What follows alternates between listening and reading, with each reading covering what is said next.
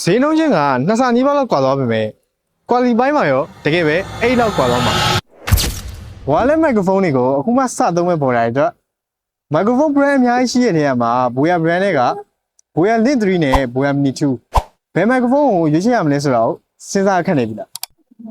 Okay ဒါဆိုရင်တော့စဉ်းစားလွယ်ကူအောင်ဒီမိုက်ခရိုဖုန်းနှစ်ခုရဲ့ကွာခြားချက်နဲ့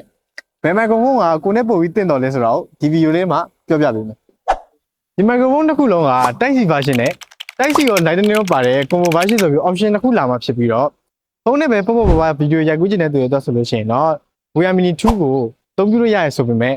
နောက်ပိုင်းကိုယ့်ရဲ့ဗီဒီယိုတွေကို upgrade လုပ်ပြီးတော့ကင်မရာနဲ့အသုံးပြုချင်တဲ့သူတွေဆိုရင်တော့ Voya Link 3လေးကိုရွေးချယ်တယ်ဘာလို့ရွေးချယ်တင်လဲဆိုတော့သူ့မှာ 3.5mm ကြိုးလေးပေါင်တဲ့အတွက်ကြောင့်ကင်မရာရင်းနဲ့ပါချိတ်ဆက်ပြီးအသုံးပြုလို့ရတယ်ဒီမိုက်ခရိုဖုန်းတစ်ခုမှာအတီးတလာကွာခြားသွားတဲ့အချက်ကတော့သူ့ရဲ့မိုက်ခရိုဖုန်း size လေးပဲဖြစ်ပါတယ်Voya Mini ကတော့ mini ဆိုတဲ့အတိုင်းပဲပြည့်ပြည့်ကြည်ကြည်လေးဖြစ်တဲ့အတွက်ကြောင့်မိုက်ခရိုဖုန်းကိုပေါ်ပေါ်တင်တင်အသုံးပြုချင်တဲ့သူတွေဆက်ဆိုလို့ရှိရင်လည်းအဆင်ပြေတယ်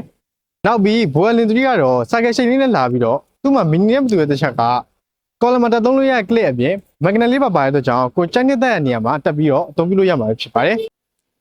ဒါနဲ့မကသေးပဲနဲ့ဒီ microphone နှလုံးလုံးက application နဲ့ချိတ်ဆက်အသုံးပြုလို့ရအောင်မှာဖြစ်ပြီးတော့ application နဲ့တစ်ဆင့် noise cancellation ကို strong V ဆိုပြီးနှစ်မျိုးသုံးလို့ရမှာအပြင် mono stereo တွေ microphone ရဲ့ gain နဲ့အတိုး short တွေကိုသုံးပြုလို့ရအောင်မှာဖြစ်ပါတယ်။ Okay အခုဆိုရင်တော့ကျွန်တော်ဒီ Voya Link 3ကိုသုံးပြီးတော့ outdoor area မှာ noise cancellation မဖွင့်ဘဲနဲ့အတန်ဆန်းပြပေးတာလား noise cancellation မဖွင့်တာလို့ဆိုတော့ကျွန်တော်တော်တော်များများ noise တွေတော့ဝင်နေမယ်။အခုဆိုရင်တော့ကျွန်တော် noise cancellation ဖွင့်လိုက်ပြီ။ noise cancellation ဖွင့်တာနဲ့မဖွင့်တာနဲ့ဘာကွာခြားသွားလဲဆိုတာကိုကျွန်တော်လက်တွေ့စမ်းသပ်ပြတာဖြစ်ပါတယ်။ခုနကကျွန်တော် Voya Link 3ကိုအတန်ဆန်းပြပြီးဆိုတော့အခုကျွန်တော် Voya Mini 2ကို noise cancellation ဖွင့်ပြီးတော့အတန်ဆန်းပြပြီးနေတာဖြစ်ပါတယ်။အခုလိုမျိုး noise cancellation ဖွင့်ထားတဲ့အခြေအနေနှစ်ခုမှာဒီ microphone နှစ်ခုလုံးရဲ့အတန် quality ပိုင်းခြားနားချက်ကိုအခုဆိုရင်ဒီဝါလောက်ပြီလို့တော့ထင်တယ်။ Okay ဒါဆိုဒီ microphone နှလုံးမှာဘယ် microphone ကကိုယ်နဲ့ပို့ပြီးတင်တော့လဲဘယ် microphone ကိုရွေးချယ်ရမလဲဆိုတာကိုဒီ video လေးနဲ့မှာဒီဝါလောက်ပြီထင်ပါတယ်။အဲဒါဆိုရင်တော့နောက် video ကြမှာပဲပြန်တွေ့ကြပါမယ်။